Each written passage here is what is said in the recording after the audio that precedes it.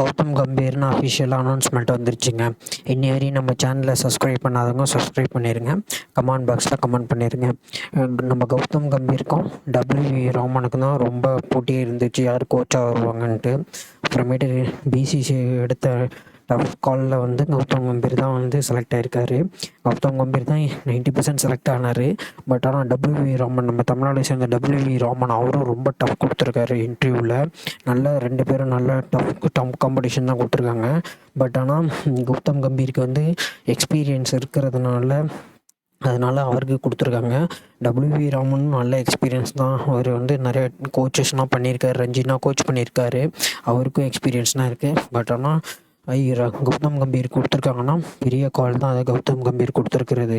கௌதம் கம்பீர் நிறையா சஜஷன்லாம் பண்ணியிருக்காராம். Selection panel எப்படி இருக்கணும், டீம் எப்படி செலக்ட் பண்ணணும், என்னென்ன பண்ணணுன்ட்டு நிறையா கைடன்ஸ்லாம் கொடுத்துருக்காராம் BCCIக்கு.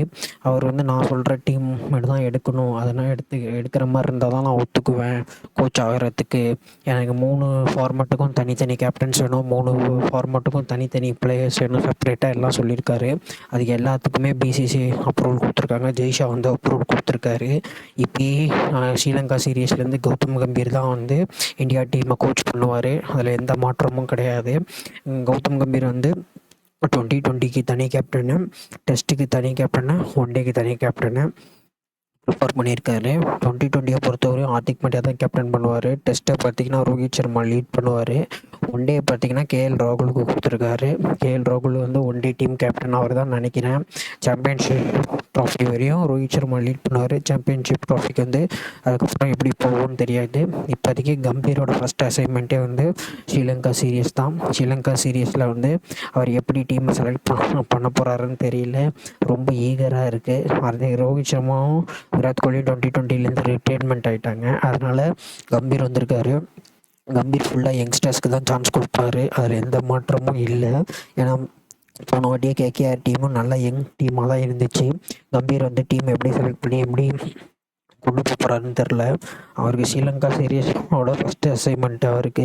இந்த வருஷமே இன்னொரு பெரிய அசைன்மெண்ட் இருக்குது, Australia series. India down under போகிறாங்க ஆஸ்திரேலியாவுக்கு. அங்கே அவர் வந்து எப்படி பண்ண போகிறாங்கன்னு தெரியல. கம்பீருக்கும் கோலியும் எப்படி 2 பேரும் ஒத்து இருக்க போகிறாங்கன்னு தெரியல. ஏன்னா 2 பேருமே டெல்லி பிளேயர்ஸு, டெல்லி டீம்மேட்ஸு, அப்புறம் இந்தியா டீம்மேட்ஸு. நிறைய வாட்டி கம்பீருக்கும் கோலிக்கும் சண்டை வந்திருக்கு, அதை நம்ம பார்த்துருக்கோம். IPL ஏகப்பட்ட வாட்டி சண்டை போட்டிருக்காங்க. போன வாட்டிக்கு முந்தின வாட்டி LSGயில் கம்பீர் மென்டராக இருக்கும்போது அப்பயும் கோலியோட சண்டை வந்துச்சு. அந்த சண்டை எவ்வளோ பெருசாக வெடிச்சிச்சுன்னு எல்லாருக்கும் தெரியும். அதனால் பொறுத்தவரையும் நல்ல ஃப்ரீடம் கொடுத்துருக்காங்க BCCI. உங்களுக்கு தேவையானது செலக்ட் பண்ணிக்கிங்க டீம்ன்ட்டு. பட் ஆனால் இன்னும் அவர் வந்து என்ன எதிர்பார்க்குறாருன்னா டீம் கரெக்டாக இருக்கணும், பிளேயர்ஸ் கரெக்டாக இருக்கணும், நான் சொல்கிற மாதிரி தான் டீம்லாம் செலக்ட் பண்ணணும். பெரிய இதெல்லாம் பண்ணியிருக்காரு, ஆர்குமெண்ட் தான் பண்ணியிருக்காரு BCCIக்கு. இது BCCIயும் ஒத்துருக்காங்க. ஆனால் ஃபஸ்ட்டு எப்படி 2020 டீம் செலக்ட் பண்ணுறாருன்னு பார்ப்போம் ஸ்ரீலங்கா சீரீஸ்க்கு. அப்புறம் ஒன்டே சீரீஸ் இருக்குது ஸ்ரீலங்காவில். இந்த அசைன்மெண்ட்டில் அவர் எப்படி பண்ணுறாருன்னு தெரியும். அதுக்கப்புறம் மெயின் வந்து ஆஸ்திரேலியாவோட டூர் இருக்குது, அதுதான் தெரில. கம்பீருக்கும் கோலிக்கும் எப்படி ஒத்து போகும்னு தெரில. கம்பீருக்கும் ரோஹித் சர்மாவுக்கும் எப்படி ஒத்து போகும்னு தெரில. ஏன்னா ஹார்திக் பாண்டியா கூட நல்ல இதில் தான் இருப்பார், கொஞ்சம் கூல் கை. ரோஹித் சர்மாவும் கூல் கை தான். ஆனால் விராட் கோலி வந்து கூல் கை கிடையாது. கொஞ்சம் அவர் டெம்ப்ட் ஆயிடுவார் விராட் கோலி கம்பீர்னாலே. பார்ப்போம். ஆனால் டெல்லி பிளேயர்ஸ்னால 2 பேருக்கும் ஒத்துமையாக தான் இருப்பாங்கன்னு நினைக்கிறேன் இந்தியாவுக்குன்னு வரும்போது. ஆனால் ஒரு கோச்சு இங்கே விராட் கோலி சீனியர் பிளேயருங்கும்போது நல்லா தான் இருக்கும். பார்ப்போம். கம்பீரும் நல்ல சும்மானா சொல்லக்கூடாது, கம்பீரும் நல்ல ஒரு பிளேயர் தான், கோச் தான். IPLலாம் 3 வாட்டி கப் அடிச்சிருக்காரு, 2 வாட்டி கேப்டனாக இருந்து கப் அடிச்சிருக்காரு, ஒரு வாட்டி கோச்சாக இருந்து கப் அடிச்சிருக்காரு KKRக்கு. எனக்கு நல்ல கான்ஃபிடென்ஸ் இருக்குது கம்பீர் மேலே. டீமை நல்லா வழி நடத்துவாருன்ட்டு.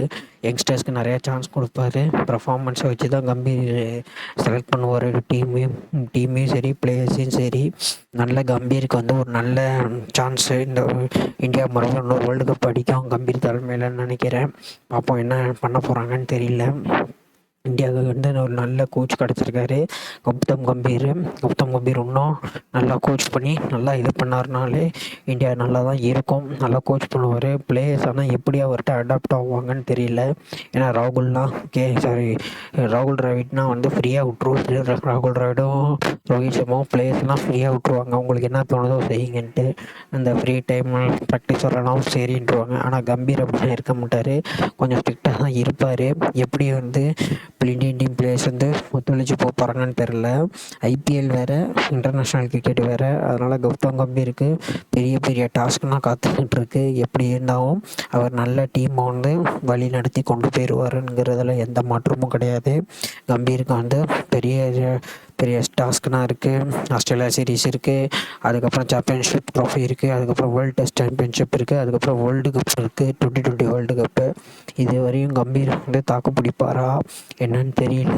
ஆனால் இந்தியாங்கிறது வந்து ஒரு பெரிய கண்ட்ரி. இந்தியா கிரிக்கெட் டீமை கோச் பண்ணணுன்னா பெரிய பொறுப்பு இருக்கும், பெரிய வேணும். அது கம்பீர் எப்படி தாக்கு பிடிப்பாருன்னு தெரில. ஆனால் அவர் இந்தியாவுக்கே ஆடி இருக்காரு. அந்த பாலிட்டிக்ஸ்னால் அவருக்கு தெரியும். கோச்சிங்லேயும் எவ்வளோ பாலிட்டிக்ஸ் வரும், பெர்ஃபார்ம் பண்ணலன்னா எப்படி எப்படி பேசுவாங்கன்னு அது எல்லாமே கம்பீருக்கு தெரியும். அதெல்லாம் டேக்கிள் பண்ணிடுவார் கம்பீர். ஆனால் ஒரு நல்ல கோச் தான் கம்பீர். எப்படி இருந்தாலும் இந்தியா டீமை இன்னொரு வேர்ல்டு கப்பை ஜெயிக்க வச்சாங்கன்னா நல்லாயிருக்கும். அவரோட பெரிய அசைன்மெண்ட்டே வந்து டவுன் அண்டர் ஆஸ்திரேலியாவில் போய் ஆஸ்திரேலியாவில் சீரியஸை ஜெயிக்கணும். ஏன்னா போன ரெண்டு கோச்சஸுமே வந்து டவுன் அண்டரில் ஆஸ்திரேலியாவில் சீரியஸை ஜெயிச்சிருக்காங்க. இந்த வாட்டியும் டவுன் அண்டரில் போய் சீரியஸ் ஜெயிக்கணும் கம்பீர். அதுதான் அவர் பெரிய டாஸ்க்காக நினச்சி பார்த்துட்ருப்பாரு.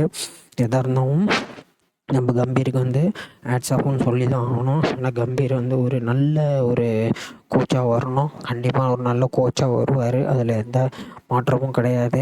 Hats off to Gambhir. Gambhir உங்களுக்கு வந்து ரொம்ப வாழ்த்துக்கள். நல்லா நீங்கள் கோச் பண்ணுங்கள். என்ன வந்தாலும் நாங்கள் சப்போர்ட் பண்ணுறோம். எல்லோருக்கும் இந்தியாவை சப்போர்ட்டு உங்களுக்கு எப்பயுமே உண்டு. இந்தியாவில் உள்ள எல்லா பீப்புள் உங்களை சப்போர்ட் பண்ணுவோம். நல்லா கோச் பண்ணுங்கள். நல்லா யங்ஸ்டர்ஸ்க்கு நிறைய சான்ஸ் கொடுங்க. பெர்ஃபார்மன்ஸை வச்சு டீமை செலக்ட் பண்ணி டீமை சான்ஸ் கொடுங்க. அதுதான் கேட்குறோம். நிறையா பேர் எல்லாம் பெர்ஃபார்மன்ஸ் பண்ணி டீமில் சான்ஸ் இல்லாமல் இருக்காங்க. அவங்களெலாம் கொஞ்சம் நல்லா டீமில் செலக்ட் பண்ணுங்கள். பெர்ஃபார்மன்ஸை வச்சு செலக்ட் பண்ணுங்கள்.